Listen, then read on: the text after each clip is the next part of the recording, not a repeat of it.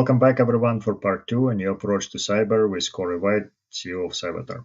No, that seems to be really simple. You're right about certain things that do work, and so when you talked about compliance, like to what extent small businesses are getting assistance from your organization to say, like, I know a lot of businesses they right now striving to get CMMC compliance, and there are like Mhm. 171 different control that they have to meet if they want to be at level 5, but it's a pie in the sky for most organizations. They try at least to hit the middle level 3 with some like 50 controls. So when they use something that you offer, or how do they get into compliance, or what kind of compliance standards they will be able to meet? Yeah, we've cross mapped our preventable controls to every single compliance standard out there. I mean, there are probably more we haven't even found, but the ones that our customers are asking about, your CMMC, NIST 171, SOC 2, everything. So what we did is instead of saying, "Oh, we're going to build up some random cybersecurity solutions," we said, "Uh-uh, let's not do that. Let's look at what its own security questionnaires. Let's look at what cybersecurity insurance requirements are. Let's look at what compliance requirements are, and then let's build solutions to match to that." So what we look like is you sign up for us and you get a threat and vulnerability management program. You get multi-factor. You get endpoint protection with 24 by 7 SOC behind it. You get security awareness training, IT asset management, cloud security, email security. So pretty much everything that you need for a compliant program, we have. So what is that? How does that help our customers? So how it helps our customers is from the perspective of they go to these all these vendors saying, "Oh, we'll get you SOC 2 in 2 weeks and all that." Well, that's not necessarily true. I literally had a company that came to me that was really upset. They signed up for one of these vendors to get them SOC 2 compliance, and they do all the checklists and connect all your cloud stuff and tell you, give you a whole action item list of things you need to do, which ends up being you need a vulnerability management program. You need endpoint protection. You need email security. You need security awareness training. You need IT asset management, incident response plan. So, at the end of the day, these things aren't doing the hardest part, which we call kind of the long pole in the tent, is actually buying these products, implementing them, managing them, and maintaining them on a continuous basis. You take SOC 2 Type 2, you got to be doing these activities on a continuous basis, and then they're going to come back next year and verify, have you been doing these things? So that's why a subscription business like a Savitar, where we're continually every single day doing cybersecurity, so that you're going to be always secure and always meeting the compliance requirements, is absolutely critical.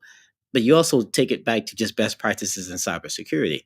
Um, you want to secure your house, then you close and lock your door every day. You're not gonna do a test every once a week or every month. You're continually securing your house. You need to continually secure your company.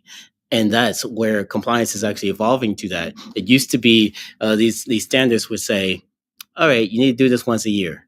Now there's all switching like PCI to where it has to be a continuous approach. And so that is mapping back to our strategy at Savitar to where it has to be continuous. Otherwise, the hackers are trying to hack into you every 27 seconds, at this point. So if that's happening, then you need to be securing yourself on a continuous basis to actually balance to that. Yeah, that's great.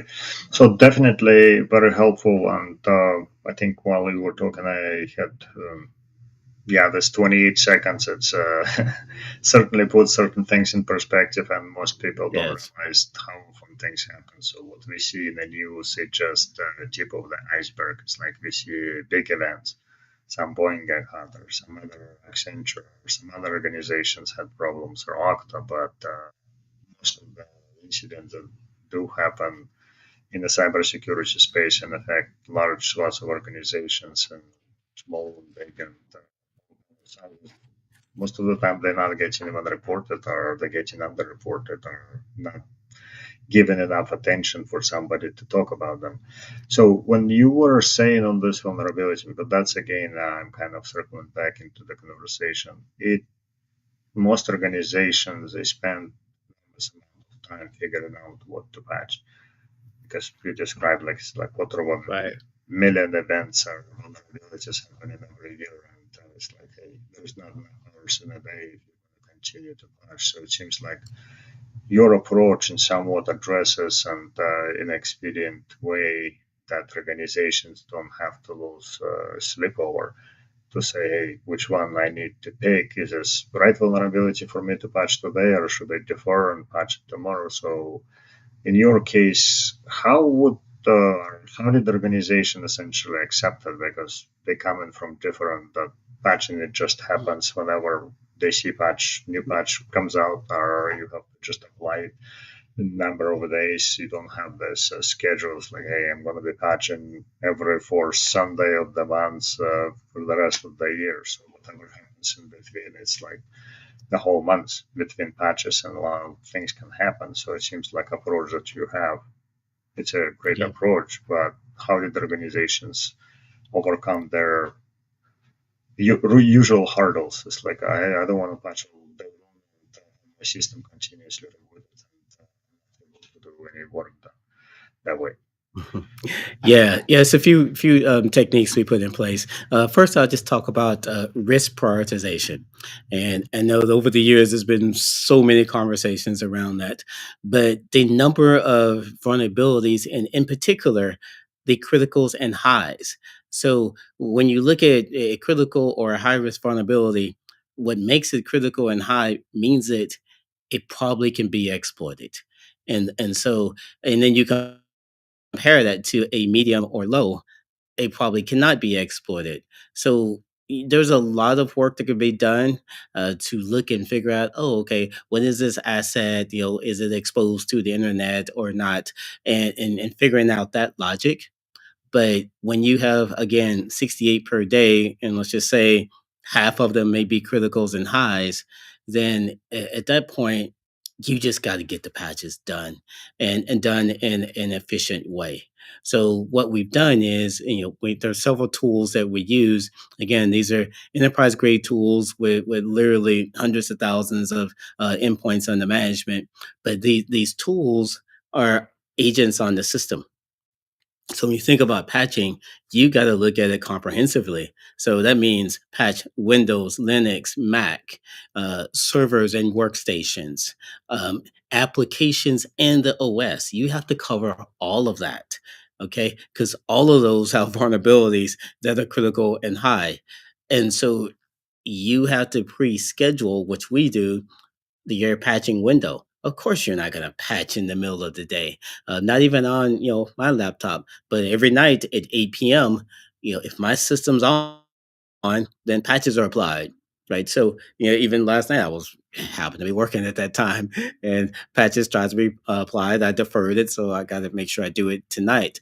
But that's how you have to do it. It has to be a continuous process.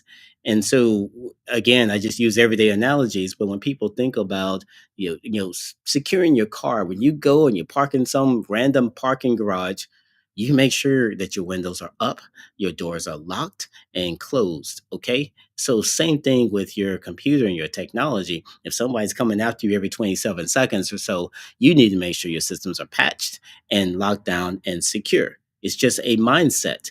Gone are the days when you think that no one's going to hack into you. This is not going to happen. That's just not reality. I know that's not reality where people, when I say I do cybersecurity, the number one response I get is, oh my God, you must be really, really busy, because everybody knows that this is a big deal now and it's only getting bigger. So cybersecurity has to be approached differently in 2024 and on to kind of maintain a decent level of security for your personal and your company. Yeah, that's excellent. No, it totally makes sense, and yeah, I like your analogy with a parking lot and looking at your cars. And, then it's like, hey, what are you gonna do with convertible if you forgot to put the top up? Yeah. So from your perspective, it's like you've been few years with your organization, and seems like it's going Hmm. very well. So, do you have any great stories to share with the audience where you help organizations and where they've been and where they are now? Because for sure, there's no shortage of SMB stories. They don't do that Yeah. in that business. Yes. Yeah, I do have this business. I I thought I was right when I built this business model, meaning, all right, and it goes back to, let's just use the car in the parking lot. If you have that convertible and your windows are down or you're just wide open, and if you got goods in the back seat of that convertible versus every other car in the parking garage, meaning their windows are up, their doors are locked, who's going to get broken into? And it didn't even necessarily have to be a convertible. Let's just say you just didn't lock your door. And if you have one of those old school cars that had the little knob that points up that they can see, okay, the door is actually unlocked, then someone can look and see, like, your door is unlocked. I'm going to break into it versus someone trying to shimmy with the little window door lock thing and open your door that way. If your door is already open, who are you going to break into? Same thing applies to cybersecurity. So let's make sure the equivalent to that is done for these small to medium sized businesses. So what that looks like for us is make sure that you have multi-factor configured properly on every single system and your critical SaaS applications. So that's number one. Number two, apply your patches. We've been talking about that this whole podcast. And then number three, endpoint actually configured to block the execution of malware. And so a lot of folks know I spent 14 years at antivirus companies, McAfee and then Silence, and so I got to see this firsthand. So back in the day at McAfee, we had to go and find the malware and then send it to our team on the back end, and then they would go and create a new DAT signature file to match that malware, and that's how we would eradicate it. So it was totally response based. So at Silence, we brought artificial intelligence in, and we use that to determine before malware executed, is this malware, and block it from execution. But what the lesson learned there is, yes, prevention is absolutely possible if you look at it the right way. You have to have people, process, and technology. So if you just say, hey, we're going to give this amazing product, go secure yourself. Most people don't know how to do that.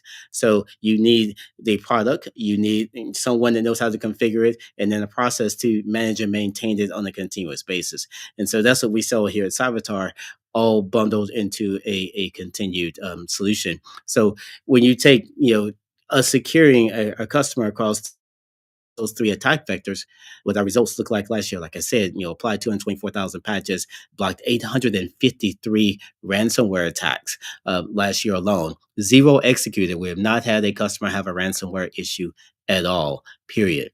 And so it can be stopped. I think part of it is, yes, you have nation state threat actors that are, very good at hacking into everything, but they're not trying to hack into most SMBs. What they're trying to hack into is, more of these more sophisticated targets.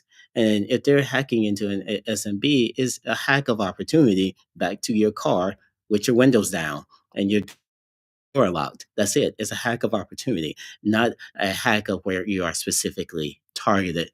So our goal is, let's just make sure that all these controls are properly implemented, managed and maintained, and your security is operationalized, making you not a target. And because there's the next company right next to you that probably has nothing in place, which was blew my mind, by the way. Most small and medium sized businesses have nothing in place. If they do, it's spotted here or there, but no comprehensive security program. So they're sitting ducks. It's like taking candy from a baby to hack into them because they got nothing and they don't have any expertise. So it's always going to be a victim out there that's available to be hacked because, again, sitting duck. Yeah, you're certainly right about that one.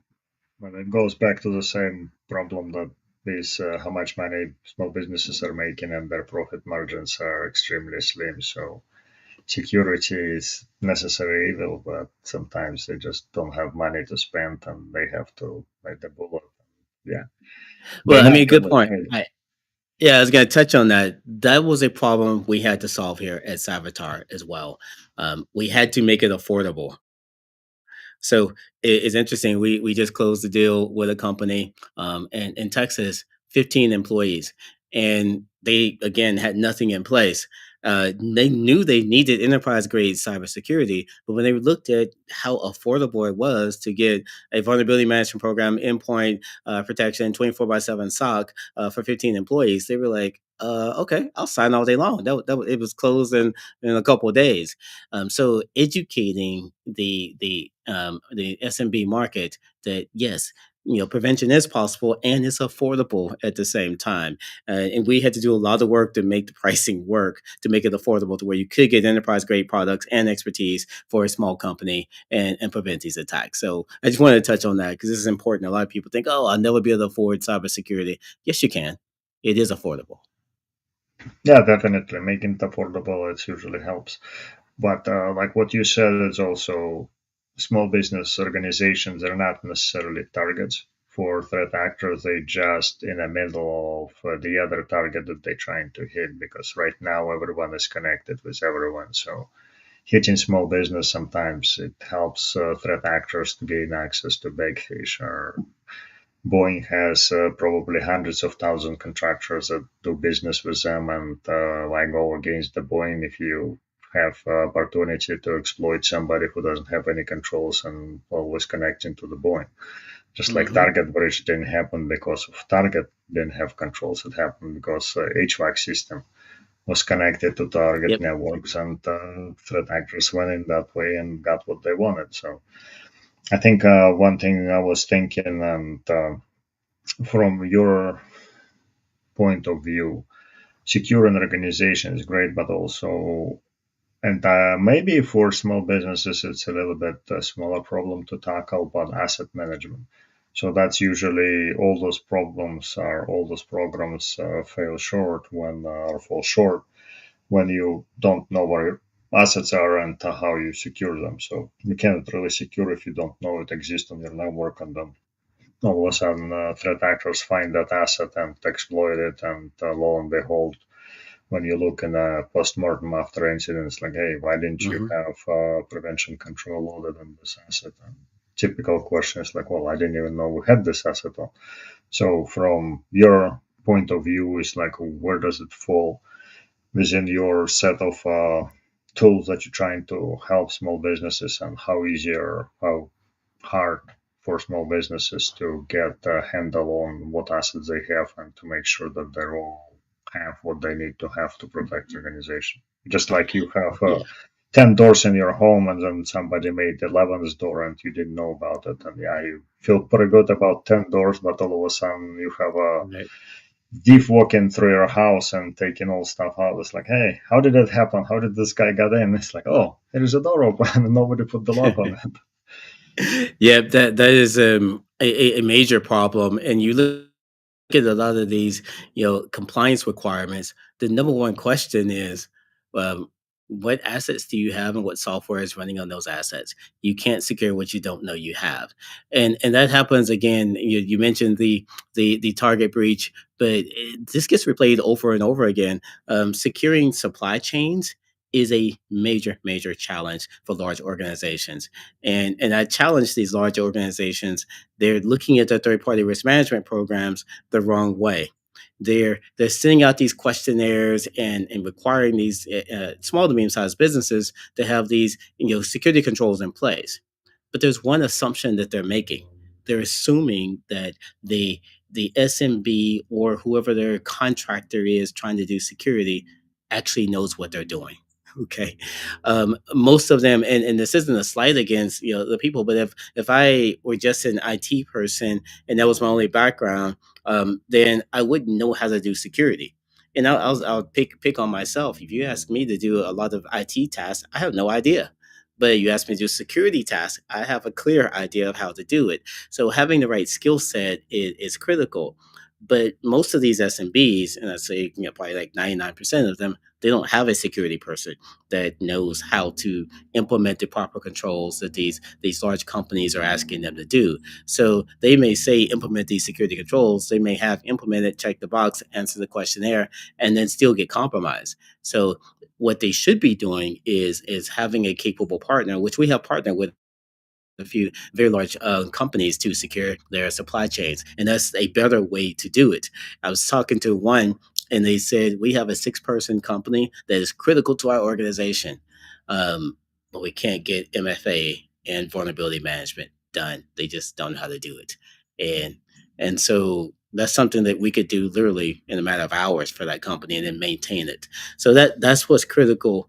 And then when you tie it back again to IT asset management, how we solve that for our customers on the low end, because we're connecting using endpoint protection, a patching solution, a vulnerability management. We connect to them, and then we're able to see all this telemetry data around the assets that a company may have, because those tools or agents running on those assets and connecting to internal assets. And most companies are cloud based now, so there's not a lot of we're seeing them migrate away from routers and switches and firewalls and moving more toward a ZTNA or just a cloud only infrastructure. So we're able to connect to their assets and we can figure out exactly what they have.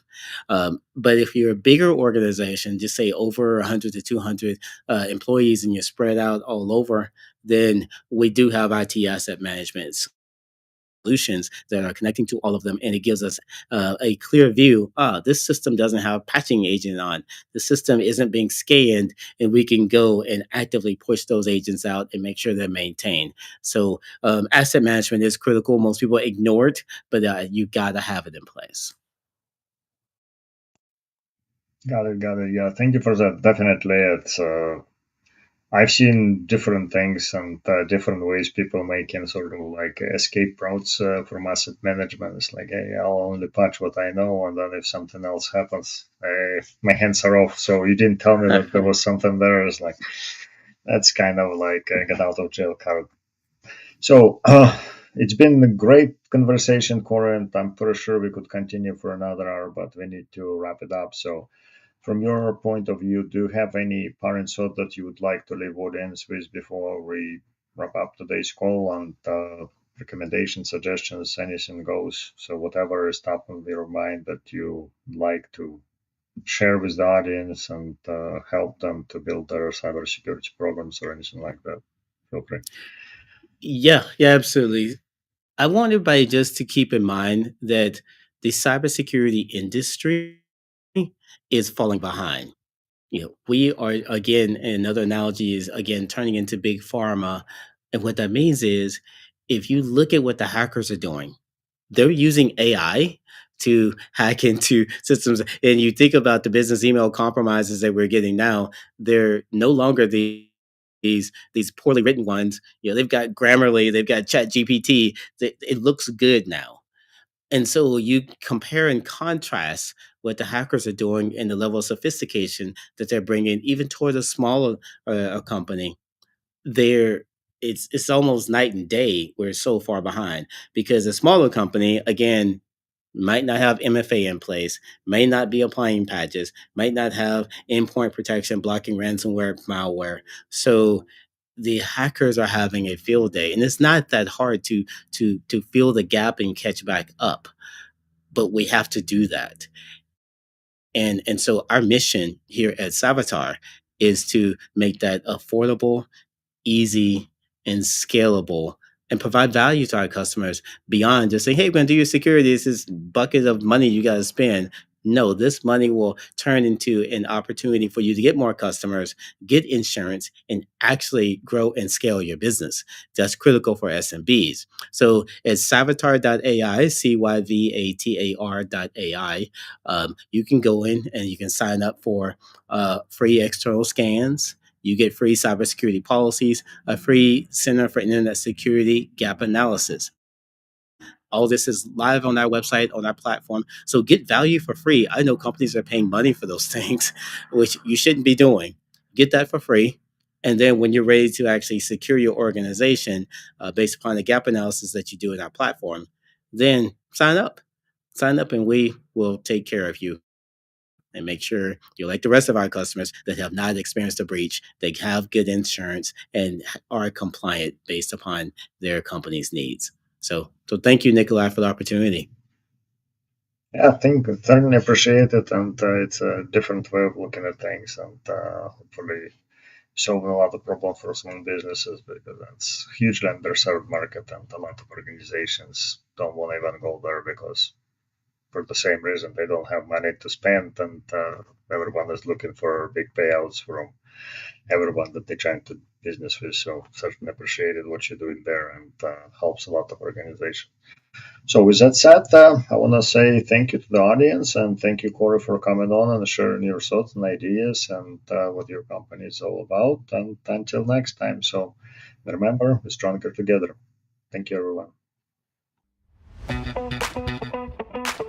Thanks for joining us. For more information about these topics or IS Squared, please go to www.issquaredinc.com.